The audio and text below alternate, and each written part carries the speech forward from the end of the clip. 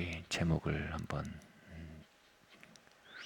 띄워볼까요? 함께 읽겠습니다. 시작. 죄와 육의 압제가 괴롭힘 당하는 크리스찬의 체험에 대해서. 아멘.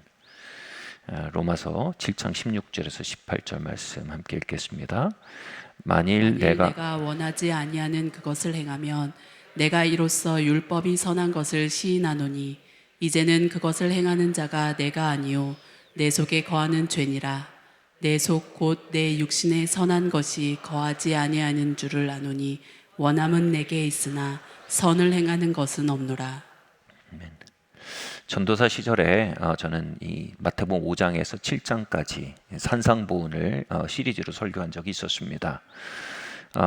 이 산상보훈은 율법, 즉 하라 하지 마라로 기록되어 있는 율법을 행위가 아닌 그 영적인 차원으로까지 확장시킨 가르침입니다. 대표적인 가르침 중에 하나가 살인하지 말라는 가르침, 율법이 사실은 우리 마음에 있는 미움과 적개심, 분노를 씻어내라는 영적인 가르침임을 예수님이 이렇게 말씀하시는 부분이 있습니다. 즉 우리의 마음속에 있는 적개심, 분노, 어떤 공격성, 이것은 하나의 영이고요. 영의 문제고요. 그리고 그 영의 문제가 우리 안에 잠복한 결과로 행동으로 폭력이나 폭언이나 살인 같은 것이 나타난다는 겁니다. 우리는 행위를 문제 삼는 도덕의 차원을 살았지만 우리의 영혼 대신, 우리의 영혼의 의사 대신 예수 그리스도는 증상이 아닌 그 뿌리가 되는 암덩이 자체를 들여다보시며 그 암덩이 자체를 수술해내기 원하시는 말씀을 하신 것입니다. 저는 살인하지 않았지만 제 안에 적개심과 분노와 공격성이라는 영, 죄의 영, 즉 암을 품고 있었습니다. 그러나 저는 그때 그 설교를 하며 사실상 그 암덩이를 가진 자로서의 우리를 발견하고 그 암덩이를 가진 우리를 수술하시는 그리스도의 수술칼, 은혜를 구하기보다 이렇게 설교하고 이렇게 설교를 마무리 지었습니다. 절대로 대상에게 노하지 마라. 그리고 사람들 공격하지 마라. 그리고 저는 설교를 마치며 이렇게 다짐했어요. 이제 나는 노하거나 공격하지 않겠다. 바로 다음 날이었습니다. 집에 뭔가 고장이 나서 그걸 수리하러 이제 어떤 분들을 불렀어요. 근데 그 수리하러 오신 어떤 젊은 분이 있었는데 이분이 태도가 너무 불량했어요. 저에게 불량한 건 괜찮았어요. 제가 전도사고 전날 그런 설교도 했고요. 그런데 점점 저희 아버지에게 불량하게 구는 겁니다. 그 순간 제 안에 있는 죄는 이 의에, 자기 의에, 기만적인 의에 기반을 순식간에 찾아냈어요. 나에게 이렇게 하는 것은 괜찮다. 그러나 아버지에게 이렇게 하는 것은 이거는 내가 가만히 있을 수 없다. 여기서 나가 누구예요? 분노의 영입니다. 내가 분노의 영을 출격시켜도 충분히 의가 확보되는 정황이다. 이게 인간의 의죠. 그 순간 분노와 적개심이 제 안에서 격발되기 시작했습니다. 그래서 그 집을 고치러 오신 분에게 제가 적개심과 분노를 폭발시키는데요. 그분의 기가 질린 표정을 보면서 제 안에 있는 에너지가 얼마나 강렬한 것이었는지를 순간 느끼게 되었습니다.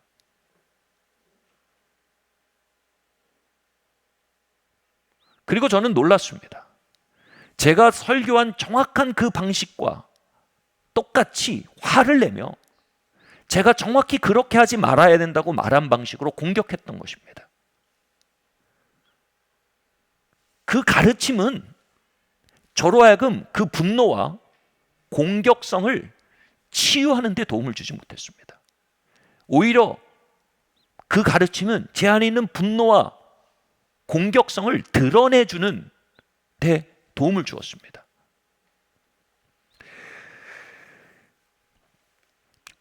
이런 일은요, 산상보훈 설교를 하는 내내 반복됐습니다. 염려치 말라는 말씀을 설교하면 정확히 그것에 반하는 내가 들고 일어나는 경험을 했습니다.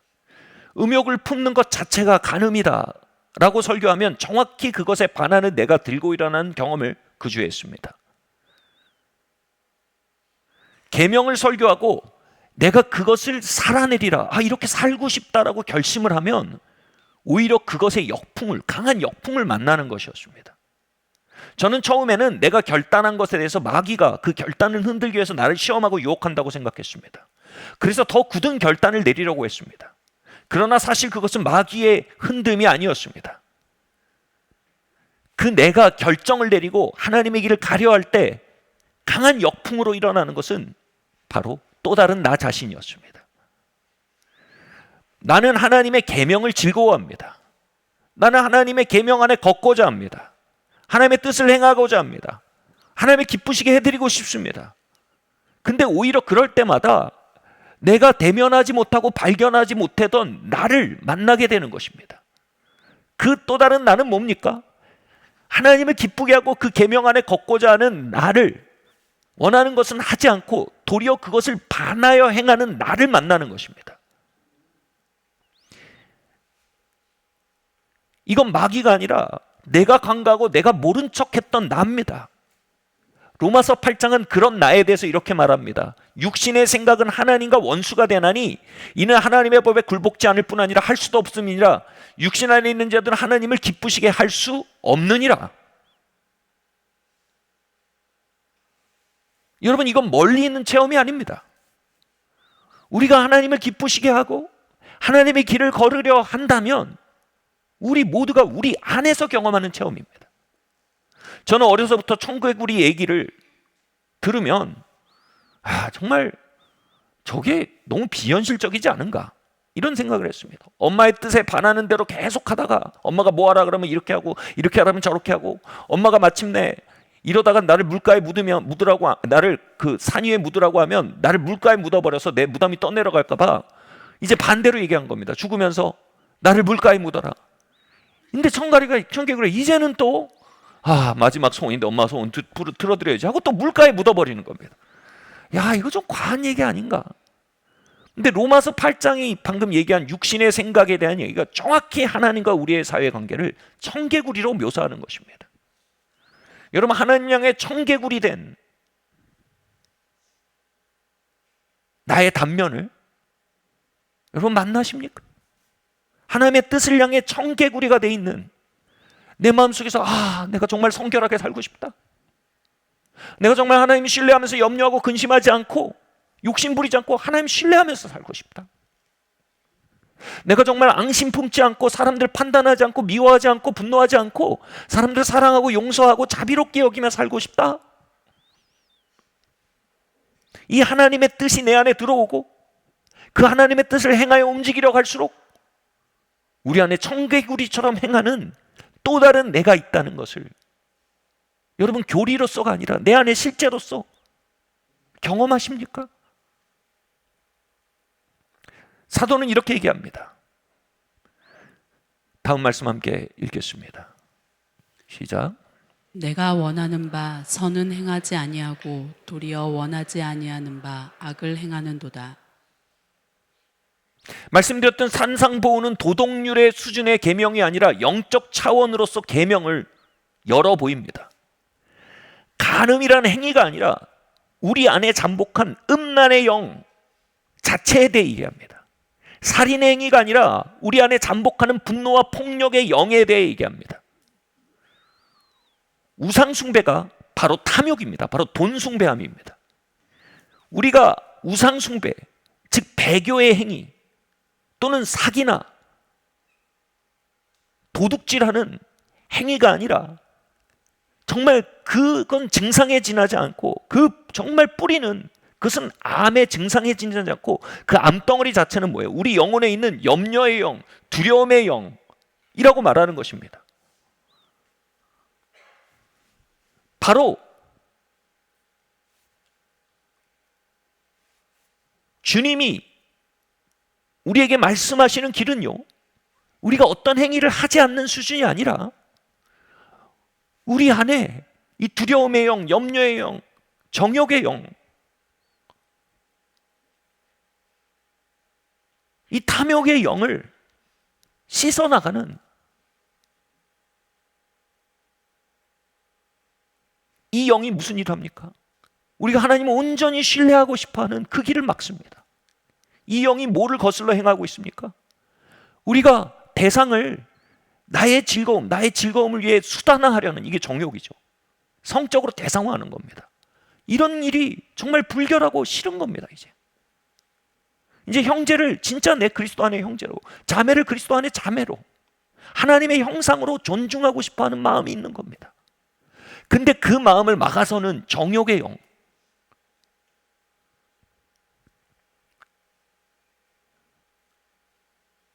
참으로 우리에게 죄 지은 자를 용서하고 그들이 우리에게 준 고통을 이제 앙심으로, 분노로, 판단으로 하는 것이 아니라 이제 그들을 용서하고 풀어주고 나도 노임받고, 과거에서 노임받고 현재를 살고 미래를 향해 나아가고 싶어하는 우리의 마음, 우리 안에 있는 그 소망을 막아서는 앙심과 분노와 용서치 않음의 영들, 바로 우리 안에 있는 그리스도로 말미암아 태어난 속생명, 이 영적 생명이라고 합니다.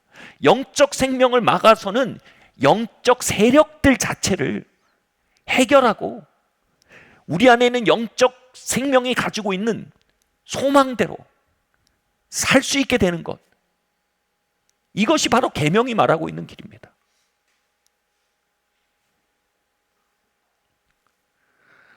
모든 거듭난 크리스찬은요, 우리 안에 있는 하나님의 영의 소원, 그 소원을 따라 걷기를 원합니다. 하나님의 길을 원합니다. 앙심을 벗고 용서하기 원합니다. 염려와 두려움이 아닌 신뢰의 삶을 살기 원합니다. 판단하고 정죄를 벗고 사랑하고 자비롭기를 원합니다. 우리 안에 있는 거듭난 영은요, 모든 거듭난 크리스찬들은요, 하나님의 계명이 말하는 바를 즐거워합니다. 그런데 동시에 모든 크리스찬들은요, 그 하나님의 계명을 살아가고자 하는 우리 안에 있는 영적 생명의 움직임을 거슬러 싸우는 세력이 자신을 포위하고 있음을 또한 경험합니다.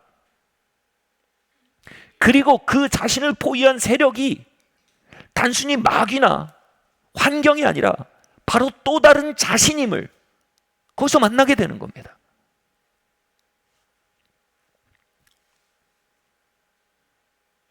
저는 기도 지도를 영성신학이라는 걸 전공했고, 그 지난 시간 동안 거의 10여 년의 시간 동안 계속 기도 지도를 하면서 살았습니다.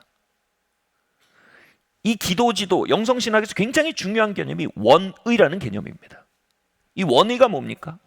성도들이 주님을 알고 싶어 합니다. 주님을 닮아가고 싶어 합니다. 주님을 더 가까이 따르고 싶습니다. 주님과 더 친밀하고 싶습니다. 죄를 벗고 내 안에 있는 영의 생명이 환짝 꽃피며 하나님의 영광 가운데 살고 싶습니다. 이게 원의입니다.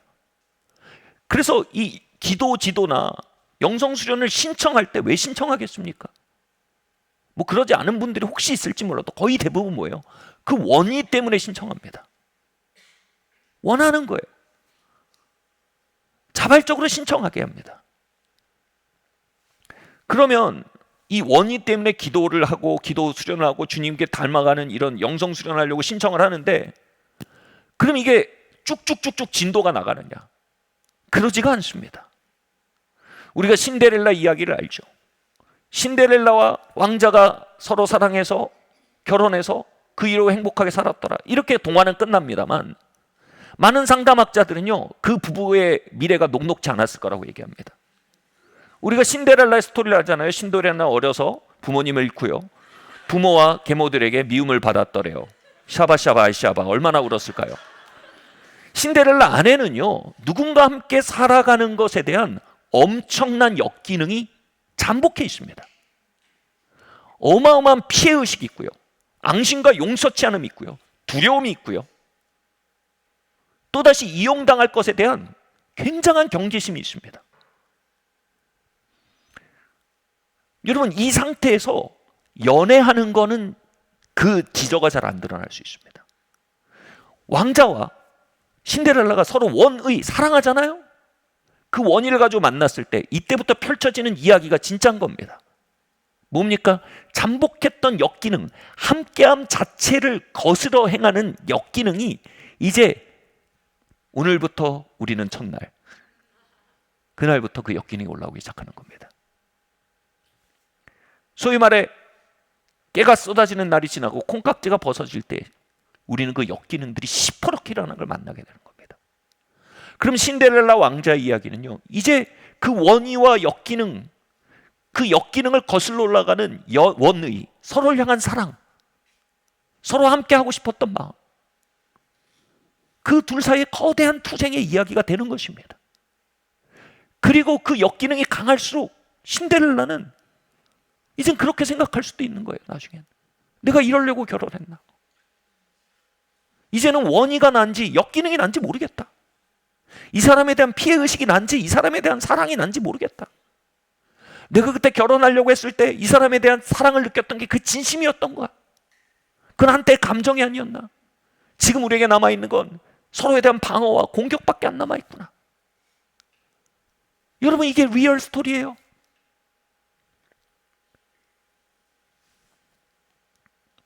여러분, 이게 크리스천 라이프의 리얼 스토리입니다. 우리가 거듭나기 전에 하나님과 원수된 본성이 있습니다. 하나님의 원수된 본성 안에는요, 죄의 세력들이, 아까 말씀드렸죠, 죄는 행동이 아닙니다. 사건이 아닙니다. 그 행동과 사건을 만든 영적 세력입니다. 우리의 옛사람 안에 죄의 세력들이 잔존하고 있습니다. 우리는 하나님을 사랑하고 하나님을 따르고 하나님의 계명 안에 살기 원하는 영으로서 거듭났지만 그 거듭난 생명은 우리 옛사람 안에 갇힌 채로 태어납니다. 그래서 우리의 영이 하나님을 따라가려고 하고 하나님의 길을 원하고 그 영의 소원을 살려 하지만 그때 어떻게 합니까? 우리의 옛사람, 우리의 육이요, 죄의 세력을 앞세워서요 저항하기 시작하는 겁니다.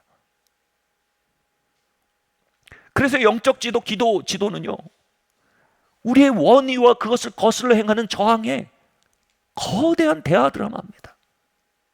거기에는 어마어마한 하나님에 대한 실망감이 올라오고요, 갑자기 어마어마한 하나님의 반감이 올라가고요, 어마어마하게 중독에 대해서는 막 예민하지만 하나님에 대해서 매우 둔감해하는 우리의 옛사람의 본성이 막 올라오고요, 그 원의와 저항의 뒤엉킴 속에 기도자가 헷갈리는 겁니다. 도대체 내가 왜 기도를 하지? 내가 이걸 왜 시작했지? 그럼 지도자는 꼭 그걸 해줘야 돼요. 왜 이 기도를 시작하셨습니까? 왜 신청하셨습니까? 좋았던 시절을 떠올리게 하는 겁니다. 그 원의를 기억나게 하는 겁니다. 그래서 끊임없이 원의를 선택하고 다시 저항의 산을 넘는 것. 여러분, 이게 진짜 우리의 여정이고요, 이게 우리의 진짜 크리스천 라이프입니다.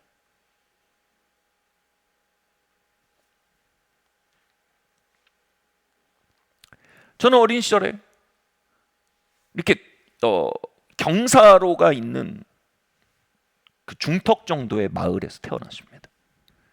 그리고 이 경사로 위에 저희 초등학교가 있었고 그 뒤에 뒷산이 있었습니다. 저는 어린 시절에 그 경사를 올라본 적이 없습니다. 책가방을 지고 그 경사를 올라 초등학교 가본 적이 없습니다. 근데 초등학교 간 형 누나들이 막 거기가 힘들다는 거예요. 그럼 이렇게 볼 때 뭐가 힘드냐 그게. 근데 제가 7살 8살이 돼서 책가방을 메고 그 경사를 오르니까 힘든 거예요. 말로만 듣던 경사면에 압력이 느껴지는 거예요. 말로만 듣던 책가방의 무게가 느껴지는 거예요.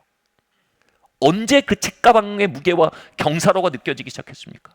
내가 그걸 오르려 하자. 그 길을 가려 하자. 내가 그 길을 가려 한 적도 없고 가고 싶어하지도 않고 시도도 안 했을 때는 경사로 뭐 그거 뭐 짐 그거 뭐 책가방 하면 되지 이랬어요. 근데 막상 그 길을 가고자 하니까 그 경사로의 각도가 숫자로서가 아니라 무게로서 경험되는 겁니다. 책가방의 내리누름이 개념이 아닌 실체로서 경험이 되는 겁니다. 여러분, 우리 안에 하나님의 길을 원하고 하나님을 사랑하고 그분을 기쁘시게 해드리고 싶고 그분의 길 안에 행하고 싶어하는 속생명이 태어나는데 어디에 태어났다고요? 육의 경사로 안에 태어났다는 거예요. 어떻게 태어났다는 거예요? 죄의 보찜을 지고 태어났다는 겁니다. 우리가 진공 상태에서 태어나서 하나님을 따르는 게 아니라 우리가 영적으로 거듭나고 하나님 믿게 되고 예수님 믿게 되고 성도가 되고 크리스천이 되고 이제 하나님을 조금씩 사랑하게 되고 그분의 길을 걷기 원하고 이제 죄의 법을 벗기 원하고 생명의 길을 가기 원하는데 그때 비로소 이전에 알지 못했던 세력들을 만나게 되는 겁니다. 바로 뭡니까? 육의 경사로와 죄의 짐을 느끼기 시작하는 겁니다. 우리가 육의 저항과 죄의 내리누름을 느끼고 경험하고 있다면요, 그건 역설적으로 우리가 거듭난 크리스찬임을 입증하는 겁니다. 왜냐하면 육과 죄를 거스러 행하려는 원의가 없는 자들은 그것을 저항과 무게로 경험하지 않습니다. 그들에겐 그것은 단지 파티입니다. 그들에겐 단지 그것은 간식입니다. 그러나 거듭난 자들은 그 저항과 무게를 경험하며 어떤 자들은 때로는 넘어지기도 하고요, 후퇴하기도 합니다. 그리고 그러한 자신의 여정에 대해 한숨을 쉽니다. 역설적으로 이건 그들이 거듭났다는 증거입니다. 육을 거스르고 죄를 거스르기 시작하는 속생명이 시작된 증거입니다. 두 번째로요, 그 압력과 그 오르막을 경험하고 있다는 건 무엇의 증거입니까? 우리가 천사가 아니라 사람이란 증거입니다. 우리는 예수님 믿어서 갑자기 영적인 존재로 확 바뀌어버린 게 아닙니다. 우리 백그라운드가 있어요. 우리 히스토리가 있습니다. 우리 백그라운드 히스토리 안에 거듭났단 말입니다. 정욕관으로 달려들어가 위로를 받으려 하는 육의 본성 안에서 거듭났단 말입니다. 어떻게든 돈을 거머쥐고 힘을 거머져서 그것으로 나를 보호해야 마음이 편해지는 육의 본성 안에서 거듭났다는 겁니다. 우리의 리얼 스토리 안에서 태어났단 말이에요.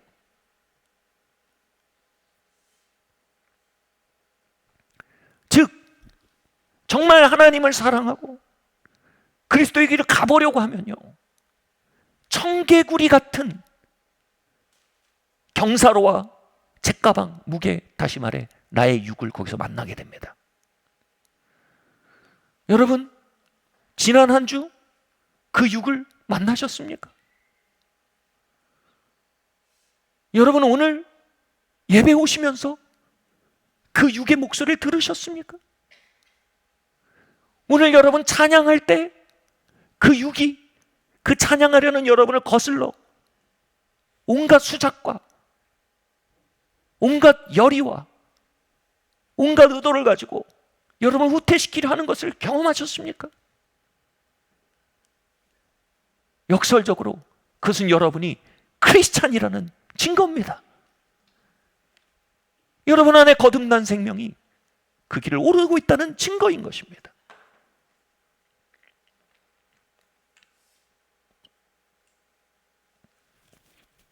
다음 말씀 한번 보겠습니다. 시작. 만일 내가 원하지 아니하는 그것을 하면 이를 행하는 자는 내가 아니요 내 속에 거하는 죄니라. 그러므로 내가 한 법을 깨달았노니 곧 선을 행하는 원하는 나에게 악이 함께 있는 것이로다. 내 속사람으로는 하나님의 법을 즐거워하되 내 지체 속에서 한 다른 법이 내 마음의 법과 싸워 내 지체 속에 있는 죄의 법으로 나를 사로잡는 것을 보는도다. 제가 이 구절에 대한 주석을 살펴본 적이 있었어요. 근데 여기서 말하는 첫 번째 나는 우리의 영을 의미하고, 두 번째 나는 우리의 옛사람을 의미하고, 첫 번째 나는 두 번째 내가 첫 번째 나고 막 설명하는데 더 복잡해요. 근데요, 이걸 논리로 설명으로 알아듣는 자들은요, 그래야 겨우 알아들으면 그건 크리스찬이 아닌 거예요. 크리스찬은 읽으면 다 알아요. 이게 뭔지 알아요. 다 분석은 안 돼요. 다 설명은 안 돼요. 근데 체험적으로 알아요. 내가 원하는 것, 그것을 하면 이를 행하는 자는 내가 아니요 내가 원치 아니하는 것을 하면 이를 행하는 자는 내가 아니요 내 속에 있는 죄니라. 그러므로 내가 한 법을 깨달았니 곧 선을 행하기 원하는 나에게 악이 함께 있는 것이로다. 속사람으로는 하나님의 법을 즐거워하되 내 지체 속에선 다른 한 법이 내 마음의 법과 싸워 내 지체 안에 있는 죄의 법 안으로 나를 사로잡아 놓은 것을 보는도다.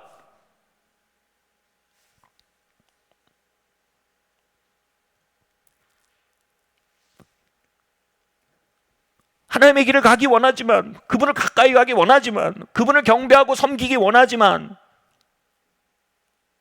또한 그것에 대해 저항하고 그것을 오해하고 거부감을 보이고 때로는 발작 증상까지 보이는 육이, 악이 내게 함께 있는 것을 경험한다는 겁니다. 그리고 우리의 육 옛사람이요, 종종 우리 안에 하나님의 길을 가기 원하는 그 영을, 원의를 포로 삼는데요. 이 포로 삼는다는 말이 원어로 보면 이런 의미입니다. 창을 가지고 이렇게 등을 이렇게 푹 찌르면서 앞으로 몰고 가는 거예요. 사로잡는 거예요. 우리의 원의는 말합니다.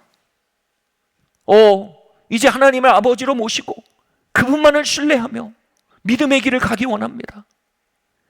이제 돈과 소유에 얽매이고 싶지 않습니다.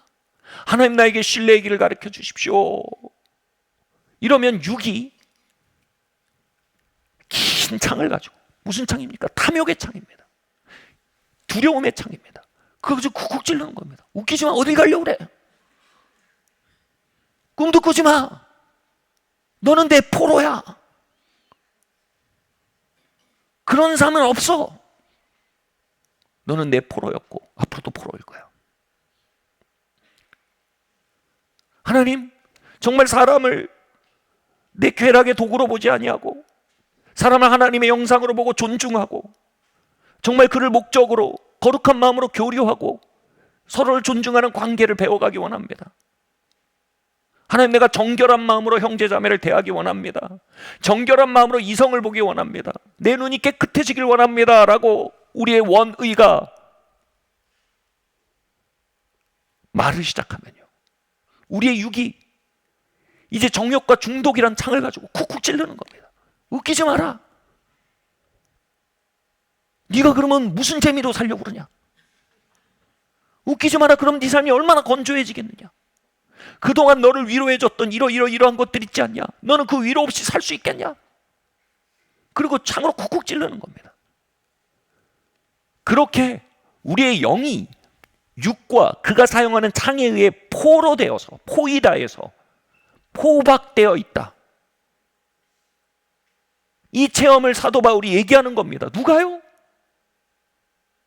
사도 바울이요. 여기서 경이로운 건 뭡니까? 사도 바울이 우리 교회 한 셀리더 중에 한 명이 그렇더라. 근데 걔가 지금 요즘 사람 돼가지고 주님 잘 섬겨? 너네도 희망 있어? 이렇게 얘기 안 합니다. 사도 바울이 뭐라고 합니까? 내가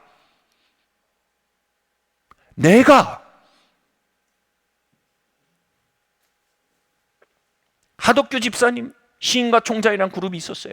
그래서 가시나무 내 속엔 내가 너무 많았어. 이분이 원래 다 그게 다 사실 CCM이에요. 그냥 가요인 줄 알지만 근데 그분의 치인가 촌장 시절에 굉장히 좋은 곡이 있었어요. 자유라는 곡이 있었는데 그 곡의 가사가 이렇게 돼요. 껍질 속에 내가 살고 있었네. 내 어린 영혼, 껍질이 난지 내가 껍질인지도 모른 채. 우리의 속사람이 하나님의 길을 갖고 싶고 하나님을 섬기고 싶고 하나님을 따르고 싶고 믿음의 길을 삶을 살고 싶어하는 우리의 속사람이 분명히 있는데 그 속사람이 껍질에 갇혔다는 거예요. 아직 어려요, 이 속사람이. 껍질에 갇혀서. 근데 이게 어떻게 돼요? 껍질이 난지 내가 껍질인지 모른대요. 그래서 후렴구가 뭐예요? 자유, 자유. 무슨 자유예요? 이 껍질을 깨고 싶다는 겁니다. 나를 포로 삼는 육과 죄의 결박을 깨고 싶다는 겁니다. 새처럼 자유롭게 하나님을 섬기고 싶다는 겁니다. 강박과 두려움과 중독에서 노임받아 주님의 제자로 살아가고 싶다는 겁니다.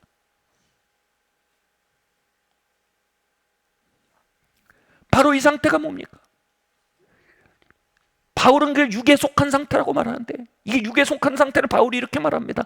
어린 상태다. 미성숙한 상태라. 미성숙은 뭡니까? 모든 사람은 미성숙을 통과해 성숙으로 나아갑니다. 여러분, 다른 종교의 어떤 교조는요, 태어나서 북으로 남으로 동으로 서로 몇 걸음씩 걷고 하늘과 땅을 가리키며 천상천하 유아독전이라고 말했다고 합니다. 유아기를 건너뛰었습니다. 근데 우리 구주 예수 그리스도는 태어나서 구유에서 강보에 쌓여서 어떻게 하셨다고요?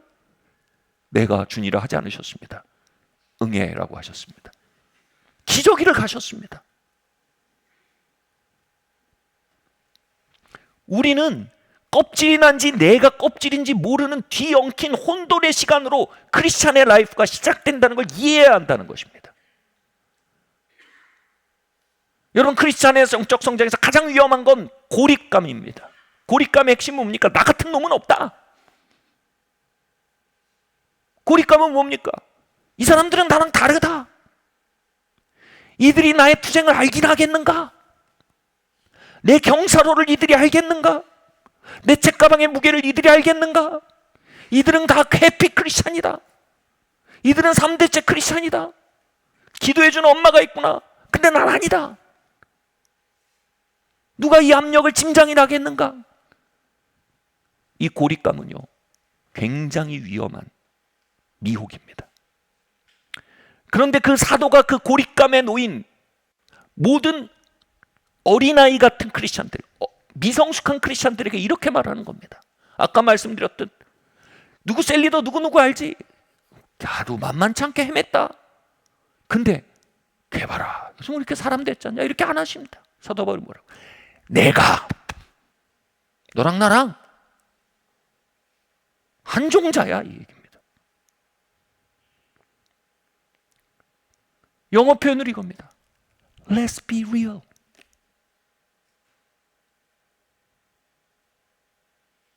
우리 진짜 있는 그대로 툭 까놓고 얘기해보자. 껍질이 난지 내가 껍질인지 내가 몰랐다. 이 크리스찬 라이프의 시작이다. 과정이다. 고립감을 갖지 마라. 우리 다 한 종자다. 사도 바울이 이렇게 말하는 게 너무 친절하고 고마워요. 저는 로마서 7장을 기록한 사도 바울이 너무 고마웠어요. 그런데 제가 잘 사도 바울의 편지를 읽으면서 발견한 게 있어요. 사도 바울이 우리의 유익을 위해서 이 체험을 고백하고 있는 것만이 아니고 사도 바울이 이 체험을 고백함으로 스스로의 유익을 얻고 있었다는 사실을 보게 됐어요. 사도는요, 자신의 저항과 죄의 무게를 고백함으로써 자신을 겸손케 하는 선택을 하고 있는 겁니다. 우리 다음 말씀 한번 보겠습니다. 말씀 보겠습니다. 시작. 내 속사람으로는 하나님의 법을 즐거워하되 내 지체 속에서 한 다른 법이 내 마음의 법과 싸워 내 지체 속에 있는 죄의 법으로 나를 사로잡는 것을 보는도다. 아멘. 내 속사람으로 하나님의 법을 즐거워하는데, 얘들아, 내 체험이 너희의 거울이 되기 원해? 껍질이 난지 내가 껍질인지 모른 채로 뒤엉켜 사는 우리의 삶에 빛이 되길 바래. 내 체험이 내 속사람은 하나님의 법을 즐거워하는데 내 지체 속에 다른 법이 내 마음의 법과 싸워 내 지체 속에 있는 죄 아래 법으로 나를 사로잡아 놓은 걸 내가 봐. 너희도 보이니? 여러분, 지난 일주일이 보이십니까? 오늘 이 자리가 보이십니까? 정말 우리의 삶에 뭐가 진행되고 있는지 보이십니까?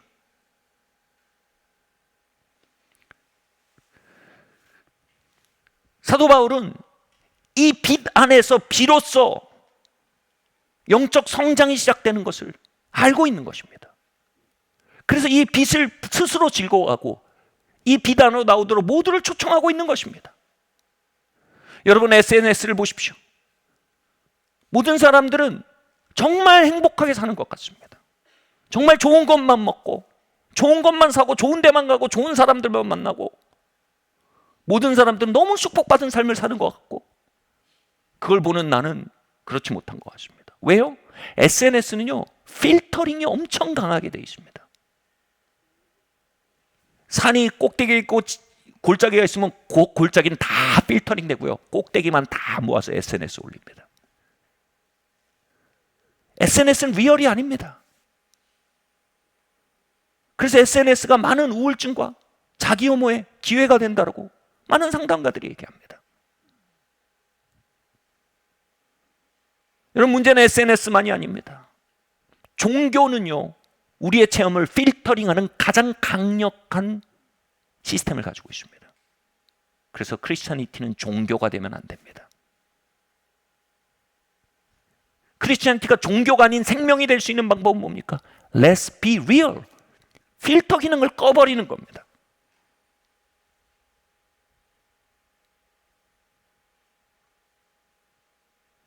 바울은 이 얘기를 하는 것 통해서 자신의 필터 기능을 꺼버린 이야기를 로마서 7장에 써버린 겁니다. 거기서 역전이 시작되는 겁니다.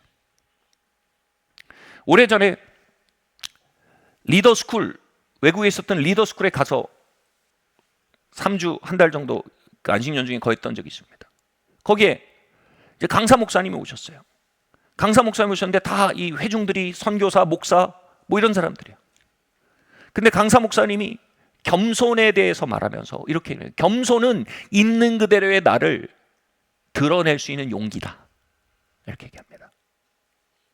여러분, 우리가 SNS의 필터의 기능이 우리의 실제 기능을, 실제 삶을 감출 뿐 아니라 우리 안에 있는 필터 기능은요 우리의 실제 모습을 우리로부터도 감춰버립니다.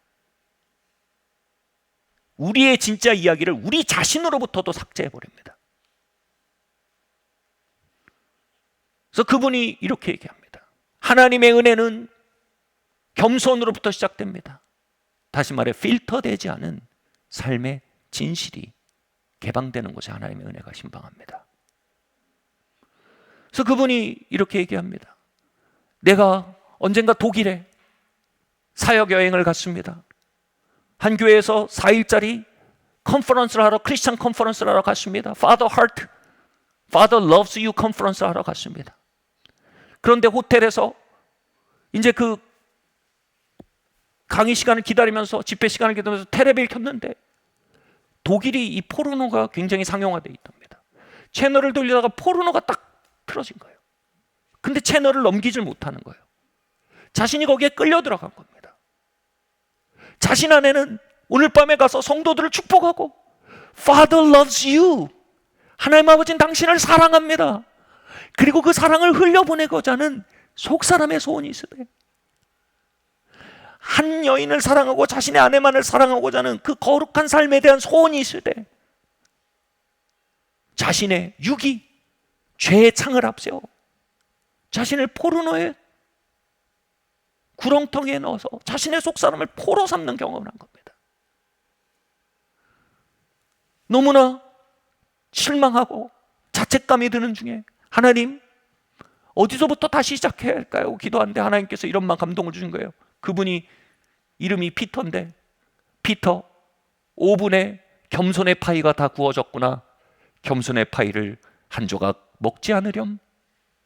이런 감동을 주십니다. 그 감동이 뭔지를 이분은 압니다. 겸손의 파이를 먹는다는 건 이것이었습니다. 전화기를 들고 아내에게 전화합니다. 여보, 내가 오늘 채널을 돌리다가 포르노에 빠져들었어. 나는 여기 Father Loves You 컨퍼런스를 하러 왔는데, 나는 당신만을 사랑하겠다고 서약한 사람인데, 나는 하나님과 당신 앞에 무너지고 후퇴했어. 내 안엔 이런 압력이 나를 넘어뜨리고 있어. 그런데 여보, 나 이거 원하지 않아. 미안해. 나를 용서해 줄 수 있겠어? 그리고 내가 여기서 걸어 나갈 수 있도록 전 날 위해 기도해 줘. 필터 기능을 꺼버린 것입니다. 그 목사님이 그렇게 나누고 이제 거기 쫙 앉아있는 목사, 선교사들에게 이렇게 얘기하는 겁니다. 이제 5분에 여러분을 향한 겸손의 파이가 구워져 있습니다. 소그룹으로 나눠서 우리 각자의 투쟁에 대해, 각자의 오르막에 대해, 각자의 죄의 짐에 대해 고백합시다. 대여섯 명 정도가 모였어요. 저희 소그룹에서는 러시아에서 온 선교사님, 영국에서 온 목사님, 캐나다에서 온 사역자 이렇게 모여 있어요. 저도 앉아 있었어요. 한 러시아에서 온 선교사가 말했어요. 먼저 겸손의 파이를 들어서 먹었습니다. 저는 러시아 마피아였는데, 외국은 스펙타클해요, 회개가.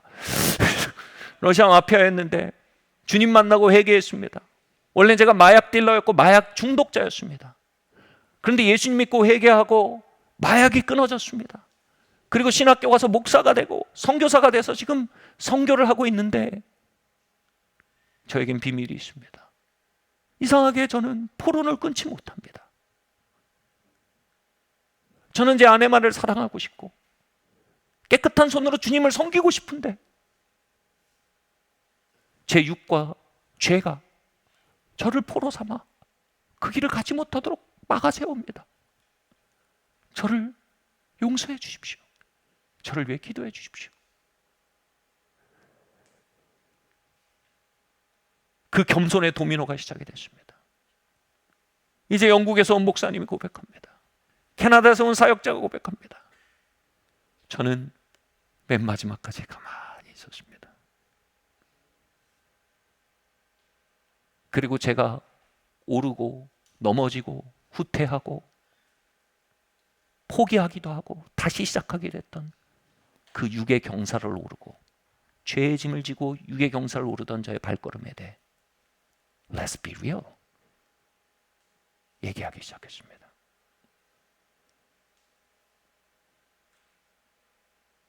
난 이렇게 끝나고 싶지 않습니다.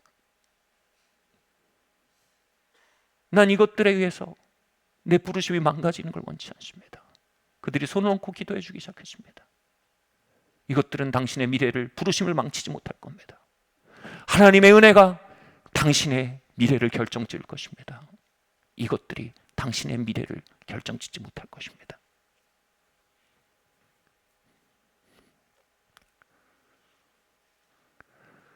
두 번째로요, 육을 이기는 슈퍼 크리스찬이 아닌 은혜를 구하는 어린아이가 되는 것입니다. 이것이 로마서 7장을 통해 사도 바울이 우리에게 가르쳐주는 길입니다. 그는 기꺼이 이렇게 고백하는 문장을 올렸습니다. 함께 읽겠습니다. 시작. 오라 나는 공고한 사람이로다. 이 사망의 몸에서 누가 나를 건져내랴. 우리 낭독자분께서 너무나 아름답게 읽어주셨지만, 오호라 나는 공고한 사람이로다. 이 사망의 경사로에서 누가 나를 건져주겠는가? 그는 도움을 청하는 무력한 자로서의 자신을 그대로 개방합니다. 그는 저항을 이기는 슈퍼 크리스찬으로 자신을 보이지 않았습니다. 막강한 저항 앞에서 어찌할 수 없는 무력한 자신을 드러냈습니다. 그러면서도 그가 포기하지 않는 한 가지가 있습니다. 그 저항 속에서도 차마 그 경사를 오르지 못하고 그 짐을 들어 올리지 못해도 그 속에서 한 가지는 살아있습니다. 진짜 말 그대로 입만 살아있는 겁니다. 입은 살아있는 겁니다. 나는 이렇게 끝나고 싶지 않습니다. 날 도와주십시오. 날 건져주십시오. 소원이 살아있는 것입니다. 성경은 우리가 돌이켜 어린아이가 되지 않으면 천국에 들어갈 수 없다고 했습니다. 어린아이는 무력함의 상징입니다. 천국이란 말은 하나님의 통치입니다. 하나님의 통치가 죄의 통치를 이깁니다. 하나님의 통치가 육의 통치를 이깁니다. 죄의 통치, 육의 통치를 이기는 건 우리의 종교적, 영웅적 행위가 아닙니다. 죄의 통치, 육의 통치를 이기는 것은 우리의 결단과 결심이 아닙니다. 죄의 통치, 육의 통치를 이기는 것은 하나님의 통치뿐입니다.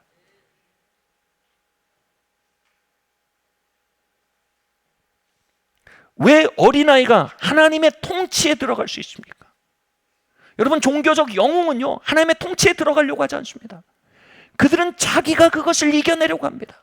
자신이 그것을 해내보겠다라고 말합니다. 어린아이는 말합니다. 나는 올라가기 원해요. 난 이거 던지길 원해요. 근데 못해요. 도와주세요. 이게 쉽습니다. 막내 아이가 맨날 제 옆에 붙어서 이거 해줘, 저거 해줘, 뭐 이거 도와줘, 저거 도와줘. 대개는 기분이 좋은데, 저도 사람인지라 어떤 때는 이렇게 말한 적이 있었어요. 야, 네 몫은 좀 네가 해라. 그 네가 하면 되잖아. 그러니까 너무 당당하게, 그러나 간곡하게 애가 말하는 겁니다. 나는 할 수 없어. 근데 아빠 할 수 있잖아. 내가 할 수 있는 건 할 수 있는 아빠한테 부탁하는 것뿐이야.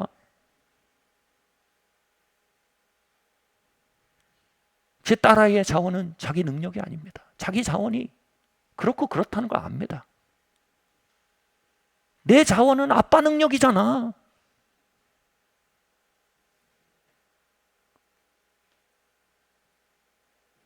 그런데 그 자원은 자동으로 오지 않는다는 걸 또 아이가 아는 겁니다. 어떻게요? 구하는 자에게 오는 거랍니다. 그러니까 아빠 해줘. 나 이거 하고 싶은데 내가 할 자원이 없어. 이 얘기입니다. 여러분, 우리가 육의 경솔화와 죄의 압력에서 우린 그걸 이길 능력이 없습니다. 그러나 우리가 할 수 있는 게 있습니다. 우리는 그 속에서도 우리의 원의를 놓지 않는 것입니다. 그 속에서 우리의 원의를 지키고 말하는 것입니다.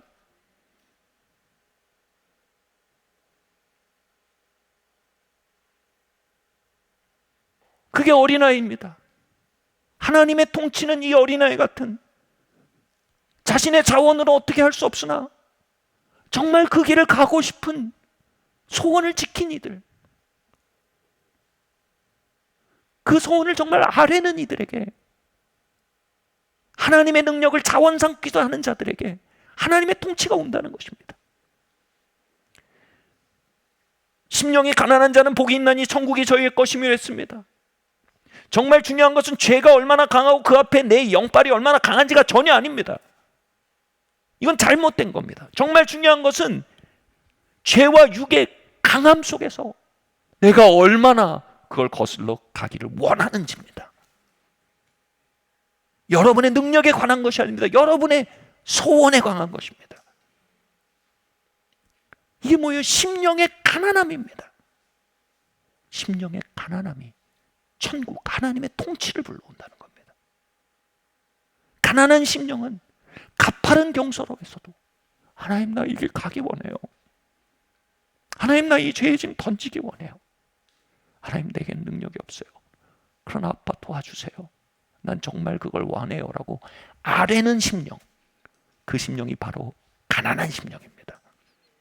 그 심령은 천국 하나님의 통치를 얻습니다. 하나님의 통치만이 죄의 통치를, 육의 통치를 깨뜨리는 능력입니다. 마지막으로요, 그분의 이름을 부르십시오. 우리 함께 읽겠습니다. 시작. 우리 주 예수 그리스도로 말미암아 하나님께 감사하리로다. 우리가 하나님의 길을 가기 원하는 원의를 발견하고요, 그 원의를 붙들고요. 아멘. 어떤 경사로 속에서도요. 아멘. 어떤 죄의 무게 속에서도 우리는 그 원의를 붙들고요, 그 원의를 말하고요, 그 원의를 흔들고요, 그 원의를 외치고요. 이렇게 할 때 어떤 심령이 이렇게 자냐면 의에 줄이고 목마른 심령이 일어납니다. 주님, 나 정말 사람들 깨끗한 눈으로 보고 싶어요. 주님, 나 진짜 집착과 탐욕이 아닌, 두려움이 아닌 하나님 아버지의 돌보심에 대한 신뢰로 새처럼 살고 싶습니다. 하나님, 앙심과 복수심에 묶여서 나에게 상처 준 사람들의 과거에 묶여서 살고 싶지 않아요.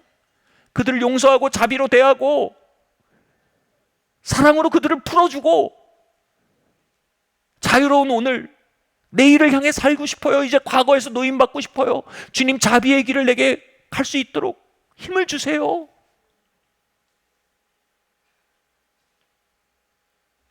그 앙심의 경사로에서, 정욕의 경사로에서 우리가 우리의 원의를 말씀드리기 시작할 때 정확하게 이 심령이 우리 안에서 깨어납니다. 뭐냐면 의에 줄이고 목이 마른 심령이 일어나는 겁니다. 주님이 이렇게 말합니다. 그들이 배부를 것이며. 이 배부르다란 말은 신적 수동태입니다. 즉 그 의에 줄이고 목마른 심령이 일어난 곳에 하나님이 배불려 주신다는 거예요.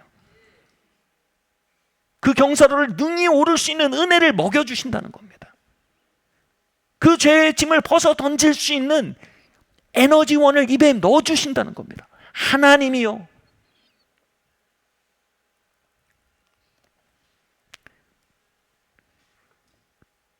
즉, 그 죄와 육의 조류 안에서 막 떠내려가고 막 밀려나고 난파할 것 같은 순간에 우리가 도와주세요. 나 이렇게 떠내려가고 싶지 않아요. 도와주세요. 날 도와주세요. 주님, 도와주세요. 나 건져주세요. 하나님 우리에게 기대하신 능력은 그거라는 겁니다. 그럼 하나님이 배불려 주신대요.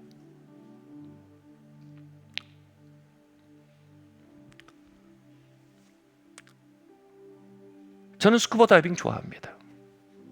스쿠버 다이빙을 할 때 조류가 세거나 또 코스가 어려우면 항상 물에 들어가기 전에 마스터가 이런 얘기를 합니다. 마스터를 잃어버리고 길을 잃으면 조류가 세거나 그러면 올라오세요. 수면 위로. 올라와서 거기도 조류가 세고 그리고 시야도 잘 안 나와요. 안개가 껴서.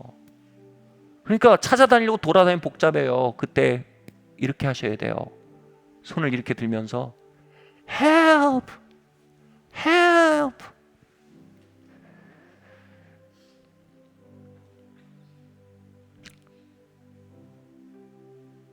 저희 마스터가 필리핀 사람이었거든요. 그분들의 액센트가 있어요. I'm watching you. I'm watching you. 내가 보고 있어요. 선장님이 말하는 I'm watching you. 그리고 안개 속에 안 보여도 계속 외치라는 거예요. 그러면서 이렇게 얘기하는 거예요. I'm on the way. I'm on the way. 내가 가고 있다고. 계속 외치라고. 반드시 내가 당신 건지러 간다고.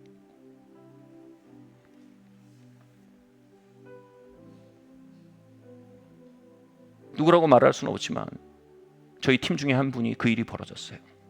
수면 위로 올라와서 목마른 심령으로 Help! Help! 우리는 좀 웃었어요. 여러분, 당사자는 얼마나 절박했을까요?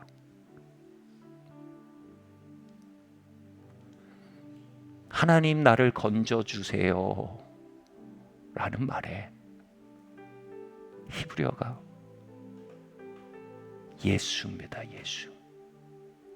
여호와여 나를 건지소서. 성경은 말합니다. 주의 이름을 부르는 자는 부끄러움을 당하지 아니하리라. I'm coming. I'm coming. I'm watching you. I'm watching you. 내가 보고 있어. 내가 그 경사로에서 악조꽃을 보고 있어. 무너져 내리는 무릎을 보고 있어. 자빠져서 머리도 깨지고 뒤로 물러나기도 하는 너의 그 걸음 보고 있어. I'm watching you. 내가 보고 있어. 내 이름을 불러. 예수, 예수, 예수.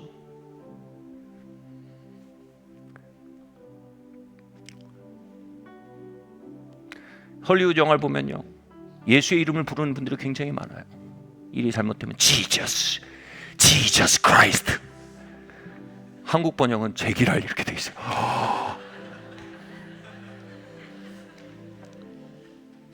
거기엔 줄이고 목마른 심령이 없어요. 거기엔 죄의 경사로 안에서 하나님을 섬기고 싶고 그분의 길을 가고 싶어하는 원의가 없어요. 그냥 공허한 말이에요. 그건 신성모독이에요. 그러나 그 안에 육의 경사로 안에서도 하나님 당신 섬기고 싶습니다.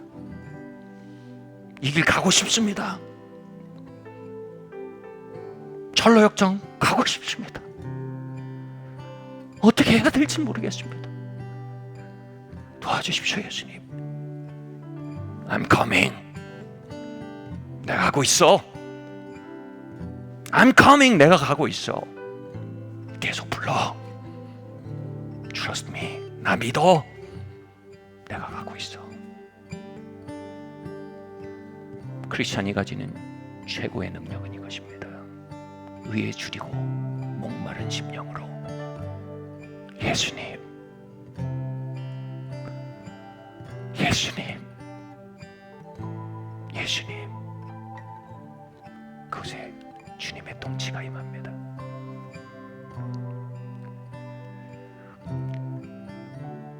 우리 이 시간 육과 죄의 조류 가운데 일어나 주님을 구합시다.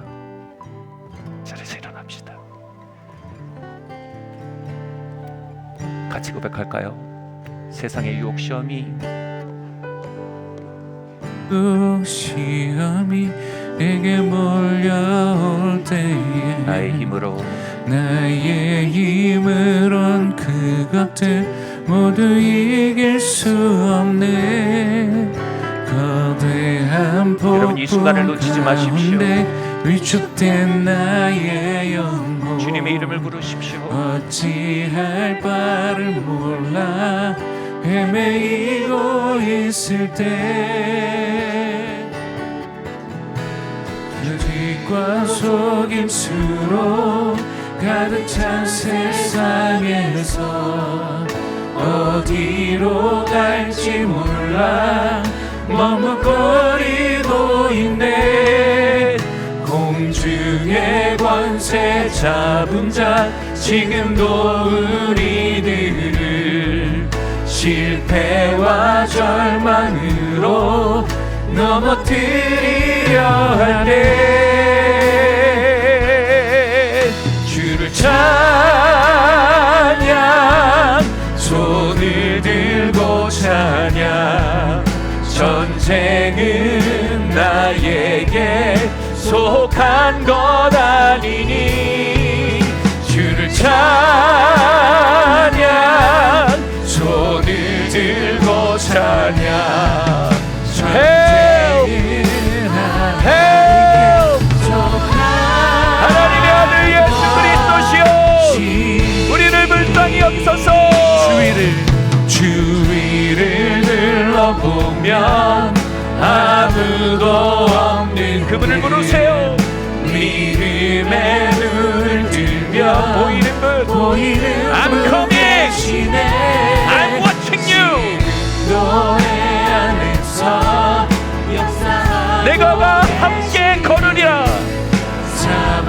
사망과 어둠의 권세 물리치신 주위를 둘러보면 아무도 없는 듯 주위를 둘러보면 아무도 없는 듯 믿음의 눈을 뜨면 보이는 분 예수님 지금도 내 안에서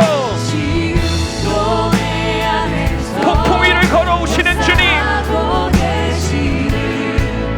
사망과 어둠의 권세 물리치신 예수님 그분의 이름을 높입시다.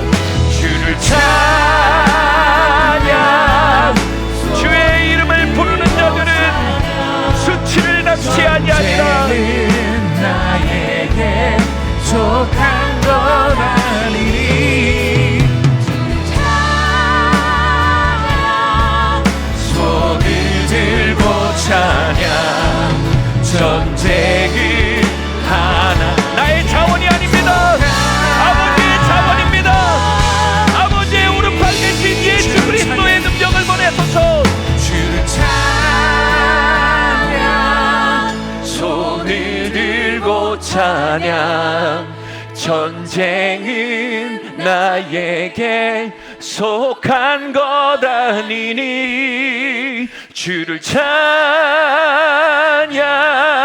손을 들고 찬양 전쟁은 하나님께 속한 것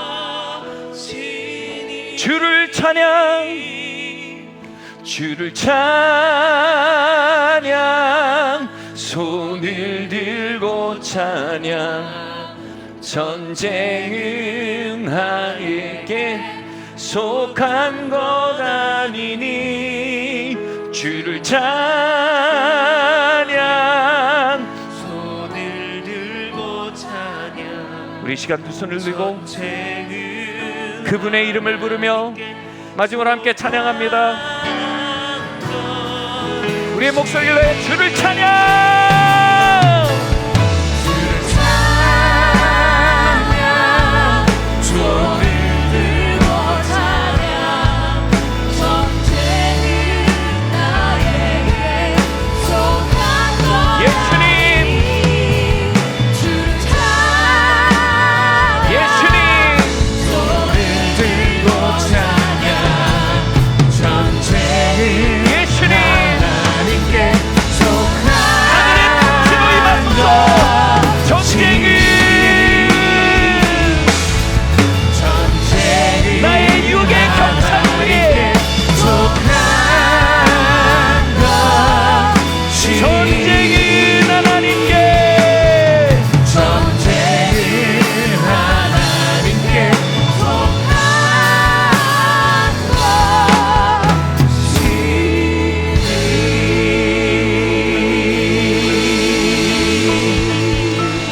이 시간 여러분 여러분의 목소리로 예수님의 이름을 부르세요.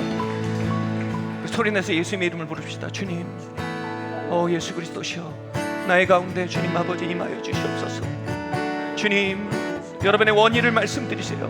주님 더 가까이 가기 원합니다. 주님 더 가까이 따르기 원합니다. 주님 믿음의 길을 더 배우기 원합니다. 주님 정욕들을 이겨나가기를 원합니다. 두려움을 벗기 원합니다. 예수님 오셔서 나의 의가 되어 주십시오. 나의 거룩이 되어 주십시오. 여러분 구하세요. 여러분의 원의를 말씀드리세요. 여러분의 저항들에 대해 말씀드리세요. 그리고 그분의 이름을 구하세요. 그분의 이름을 단순히 부르세요. 오 예수님, 오 예수님, 오 주님 죄와 육의 역사하는 우리의 가정 가운데 예수님, 예수님 은혜를 부어주시옵소서. 주님 죄와 육이 행행하는 이 한국 땅 가운데 주님 오셔서 은혜를 부어주시옵소서. 주님 은혜를 부어주시옵소서. 주님 세상의 경사로 육의 경사를 오르는 주님 연약한 우리 아버지 하나님의 사리의 마을 교회 위에 하나님 은혜를 부어주시옵소서. 예수님 동행하여 주시고 오 예수님 도와주시옵소서. Help, help. 예수님, 예수님, 예수님. 오 예수여, 나사렛 예수여, 죄인인 우리를 불쌍히 여기시옵소서. 오 예수여.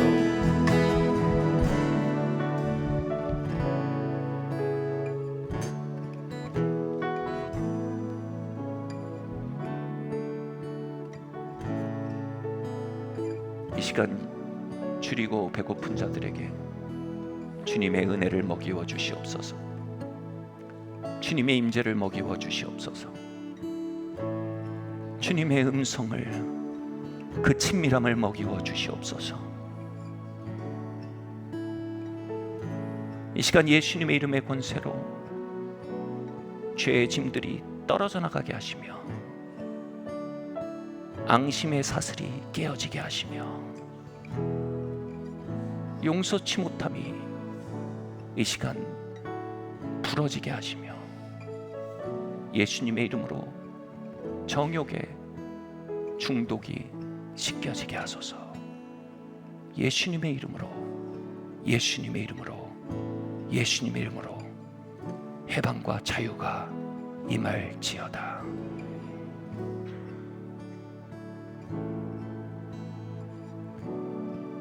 감사드리며 이 모든 말씀 살아계신 예수 그리스도 이름으로 기도드립니다.